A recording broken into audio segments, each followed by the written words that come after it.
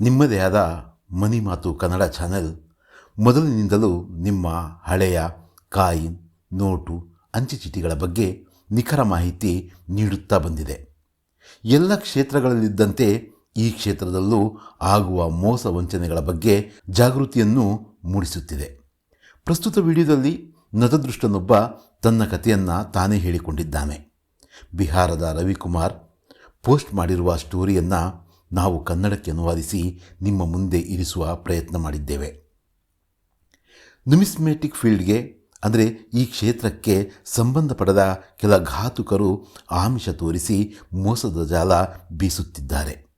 ಈ ಕ್ಷೇತ್ರದ ಬಗ್ಗೆ ನಿಖರ ಸ್ಪಷ್ಟ ಮಾಹಿತಿಯಿಂದ ಮಾತ್ರ ನಾವು ಜಾಗೃತರಾಗಬಲ್ಲೆವು. ನಮ್ಮಲ್ಲಿರಬಹುದಾದಂತಹ ಸ್ವಲ್ಪ ಆಸೆ ನಮ್ಮನ್ನು ಮೋಸಕ್ಕೆ ಒಳಗಾಗುವಂತೆ ಮಾಡಬಹುದು. ಈ ವಿಡಿಯೋ ಕೊನೆಯವರೆಗೂ ನೋಡಿ ಅರ್ಥ ಮಾಡಿಕೊಂಡು ಮುಂದುವರಿಯಿರಿ. ನಮಸ್ಕಾರ ಗೆಳೆಯರೇ, ನಾನು ಬಿಹಾರದಿಂದ ರವಿಕುಮಾರ್ ಹೇಳುತ್ತಿದ್ದೇನೆ. ಗೆಳೆಯರೇ, ಹಳೆ ನಾಣ್ಯವನ್ನು ಮಾರುವ ಧಾವಂತದಲ್ಲಿ ನನ್ನೊಂದಿಗೆ 1,00,000 ರೂಪಾಯಿಯ ಫ್ರಾಡ್ ಆಯಿತು. ಗೆಳೆಯರೇ, ನಾನು ಯೂಟ್ಯೂಬ್ನಲ್ಲಿ ವಿಡಿಯೋ ನೋಡುತ್ತಿದ್ದೆ.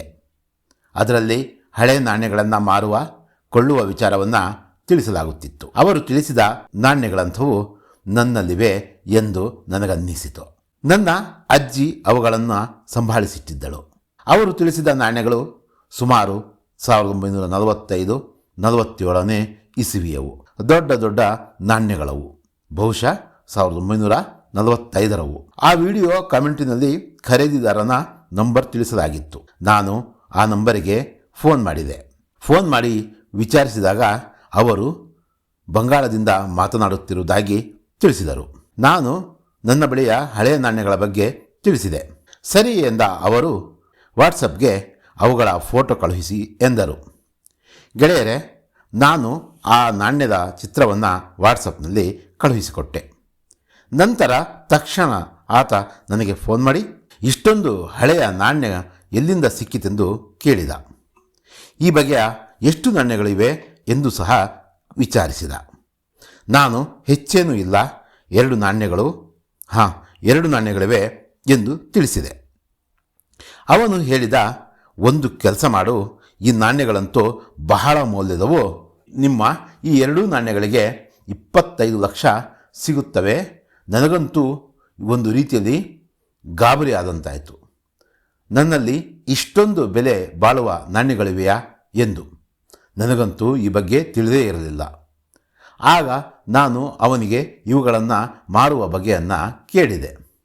ಅವನು ಹೇಳಿದ, ನಾನಂತೂ ಕಲ್ಕತ್ತೆಯಿಂದ ಮಾತನಾಡುತ್ತಿದ್ದೇನೆ. ನೀವು ಹೀಗೆ ಮಾಡಿ, ನಾನು ಇಲ್ಲಿಂದ ಒಬ್ಬನನ್ನು ಕಳುಹಿಸುತ್ತೇನೆ. ಆತ ನಾಣ್ಯ ಪಡೆದು ಹಣ ನೀಡುತ್ತಾನೆ ಎಂದ. ಆತ ಸ್ವಲ್ಪ ಹೊತ್ತಿನಲ್ಲಿಯೇ ಮತ್ತೊಮ್ಮೆ ಫೋನ್ ಮಾಡಿ, ಒಂದು ಕೆಲಸ ಮಾಡು, ಈ ನಾಣ್ಯಗಳ ಬಗ್ಗೆ ನೀನು ಯಾರ ಬಳಿಯೂ ತಿಳಿಸಬೇಡ ಎಂದ. ಬಹಳ ವ್ಯಾಲ್ಯೂವಿನ ಈ ನಾಣ್ಯ ಇಲ್ಲದಿದ್ದರೆ ಕಳುವಾಗಬಹುದು ಎಂದ. ಮತ್ತೆ ಆತನೇ ಹೀಗೆ ಹೇಳಿದ, ಮೊದಲು ಅಡ್ವಾನ್ಸ್ನ ರೂಪದಲ್ಲಿ ನಿಮಗೆ 5 ಲಕ್ಷ ರೂಪಾಯಿಯನ್ನು ಕಳುಹಿಸುತ್ತೇನೆ ಎಂದು ತಿಳಿಸಿದ.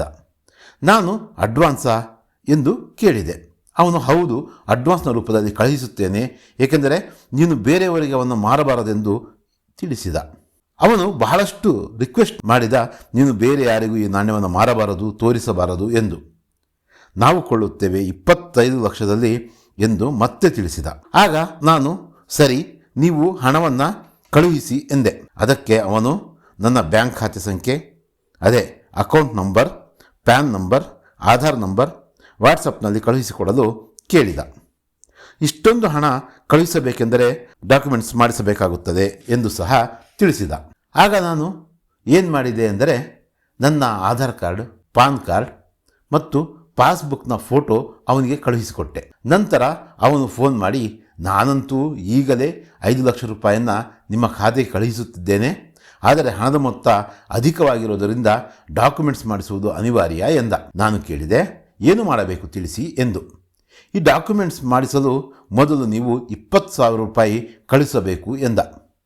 ಆಗ ನಾನು, ನೀವು ಹೇಗಿದ್ದರೂ ಹಣ ಕಳುಹಿಸುತ್ತಿದ್ದೀರಿ ಎಂದ ಮೇಲೆ ಆ ದುಡ್ಡಿನಲ್ಲಿ ಸ್ವಲ್ಪ ಮೊತ್ತವನ್ನು ತೆಗೆದು ಡಾಕ್ಯುಮೆಂಟ್ಸ್ ಮಾಡಿಸಿ ಎಂದೆ. ಆತ ಸರಿ ನೋಡೋಣ ಎಂದು ಫೋನ್ ಇಟ್ಟ.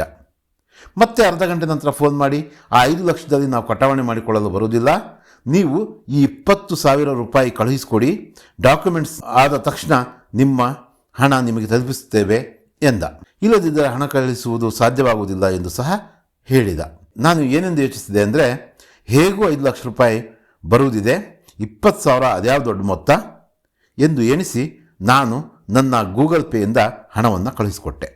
ಗೆಳೆಯರೆ, ನಾನು 2 ಗಂಟೆ ನಂತರ ನಾನೇ ಫೋನ್ ಮಾಡಿ ಅವರು ಕಳುಹಿಸುತ್ತೇವೆ ಎಂದಿದ್ದ 5 ಲಕ್ಷದ ಬಗ್ಗೆ ವಿಚಾರಿಸಿದೆ.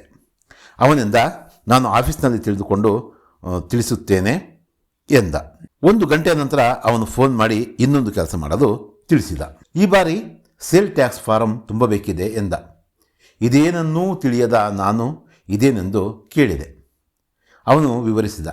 ನಾಣ್ಯ ಮಾರಬೇಕೆಂದರೆ ಈ ಫಾರ್ಮ್ ತುಂಬಬೇಕು, ಇದು ಅನಿವಾರ್ಯ, ಇಲ್ಲದಿದ್ದರೆ ನೀವು ನಿಮ್ಮ ನಾಣ್ಯಗಳನ್ನು ಮಾರಲಾಗುವುದಿಲ್ಲ ಎಂದು ತಿಳಿಸಿದ. ಇದಕ್ಕಾಗಿ 40,000 ರೂಪಾಯಿ ಕೊಡಬೇಕು, ಹೇಗೂ 5 ಲಕ್ಷ ಈಗ ಸದ್ಯಕ್ಕೆ ಪಡೆಯುತ್ತಿದ್ದೀರಾ, ಅದರ 10% ಎಂಬಂತೆ 40,000 ರೂಪಾಯಿ ಆದರೂ ಕಟ್ಟಲೇಬೇಕು. ನನ್ನಲ್ಲಿ ಹಣವಿಲ್ಲ ಎಂದಾಗ 5 ಲಕ್ಷ ಪಡೆಯುತ್ತಿದ್ದೀರಾ, ಇಷ್ಟನ್ನು ಮಾಡಲಾಗುವುದಿಲ್ಲವೇ ಎಂದು ನನ್ನನ್ನೇ ಪ್ರಶ್ನಿಸಿದ, ಪುಸ್ಲಾಯಿಸಿದ. ನನಗೆ ಏನೊಂದು ತಿಳಿಯಲಿಲ್ಲ, ಅರ್ಥ ಆಗಲಿಲ್ಲ. ಹೇಗೋ ಹಾಗೆ ಹೊಂದಿಸಿ ನಾನು 40,000 ರೂಪಾಯಿಗಳನ್ನು ಅವನ ಖಾತೆಗೆ ಜಮಾ ಮಾಡಿದೆ.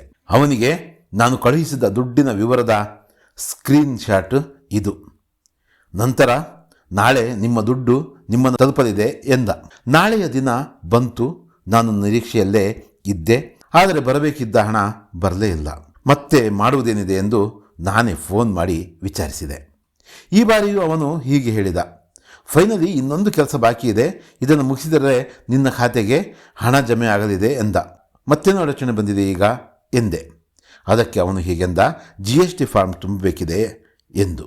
GST ಫಾರ್ಮ್ ಹಾಗೂ ಇನ್ಕಮ್ ಟ್ಯಾಕ್ಸ್ ಫಾರ್ಮ್ ಇವೆರಡನ್ನು ತುಂಬಲೇಬೇಕಿದೆ ಎಂದ. ಇಲ್ಲದಿದ್ದರೆ ಇಷ್ಟು ಹಣಕ್ಕೆ ಸರ್ಕಾರಕ್ಕೆ ಏನೆಂದು ಉತ್ತರಿಸುವಿರಿ ಎಂದು ನನ್ನನ್ನೇ ಪ್ರಶ್ನಿಸಿದ. ತನ್ನ ಮಾತನ್ನು ಮುಂದುವರಿಸಿ ಅವನಿಂದ ಇನ್ನೂ 40,000 ಕಟ್ಟಿದರೆ ಕೆಲಸವಾಗುತ್ತದೆ ಎಂದ.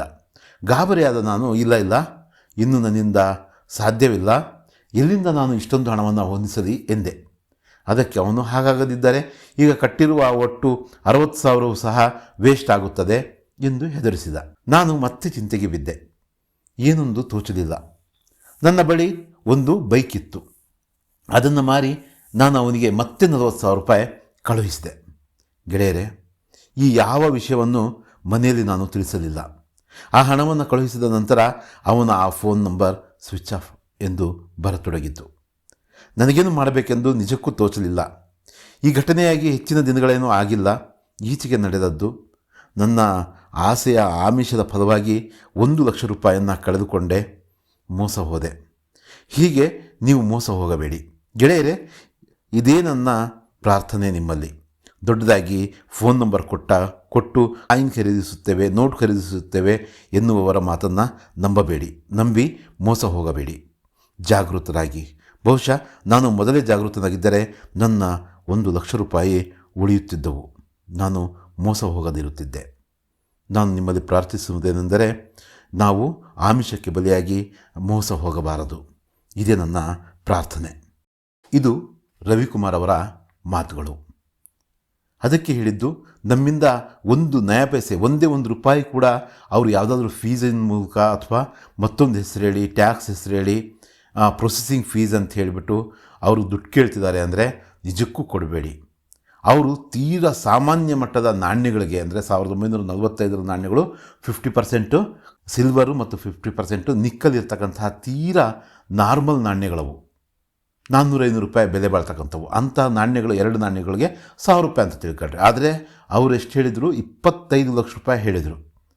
25 ಲಕ್ಷ ರೂಪಾಯಿ ಕೇಳಿದ ತಕ್ಷಣ ನಮ್ಮಂಥವ್ರಿಗೆ ಏನಾಗುತ್ತೆ, ಸಹಜವಾಗಿ ಹೌದೇನೋ ಅನ್ನೋದು ಮನಸ್ಸಿಗೆ ಬರುತ್ತೆ. ಈ ಒಂದು ಫೀಲ್ಡ್ ಬಗ್ಗೆ ನಾವು ಅತಿ ಹೆಚ್ಚು ಮಾಹಿತಿಯನ್ನು ಪಡ್ಕೋಬೇಕು. ಎಲ್ಲ ಫೀಲ್ಡಲ್ಲೂ ಲಾಟ್ರಿ ಬಂದಿದೆ ಅಂತ ಹೇಳಿ, ಮತ್ತೊಂದಾಗಿದೆ ಅಂತ ಹೇಳಿ, KBCಯಲ್ಲಿ ನೀವು ಆಯ್ಕೆಯಾಗಿದ್ದೀರಾ ಅಂತ ಹೇಳಿ, ಬೇರೆ ಬೇರೆ ರೀತಿಯ ಒಂದು ಮೋಸಗಳು, ಫ್ರಾಡ್ ಕಾಲ್ಗಳು, ಮತ್ತು ATM ನಿಮ್ಮದು ಟೈಮ್ ಮುಗಿದೋಗಿದೆ ಅಂಥೇಳಿ ಈ ಥರದ ಕಾಲ್ಗಳು ಬರ್ತಾನೆ ಇರ್ತವೆ. ಈ ಥರನೇ ಕಾಯಿನ್ ಮತ್ತು ನೋಟುಗಳಿಗೆ, ನಿಮ್ಸ್ಮ್ಯಾಟಿಕ್ ಫೀಲ್ಡಿಗೆ ಸಂಬಂಧಪಟ್ಟಂತಹ ಇದು ಕೂಡ ಸ್ವಲ್ಪ ಜಾಸ್ತಿ ಆಗಿದೆ. ಇದಕ್ಕೆ ಮದ್ದೇನೆಂದರೆ, ನಾವು ಹೆಚ್ಚಿನ ಮಾಹಿತಿಯನ್ನು ಪಡ್ಕೋಬೇಕು, ಅಧಿಕೃತ ಮಾಹಿತಿಯನ್ನು ಪಡ್ಕೋಬೇಕು, ಮತ್ತು ಬಂದಿರತಕ್ಕಂಥ ಈ ಥರ ಫ್ರಾಡ್ ಕಾಲ್ಗಳನ್ನು ನಂಬಬಾರ್ದು. ನಾವು ಸ್ವಲ್ಪ ಸಮಯ ಪ್ರಜ್ಞೆಯಿಂದ ಇವನ್ನು ಡೀಲ್ ಮಾಡಬೇಕು. ಮತ್ತೆ ಇನ್ನೊಂದು ವಿಡಿಯೋದಲ್ಲಿ ಭೇಟಿಯಾಗೋಣ. ಧನ್ಯವಾದಗಳು.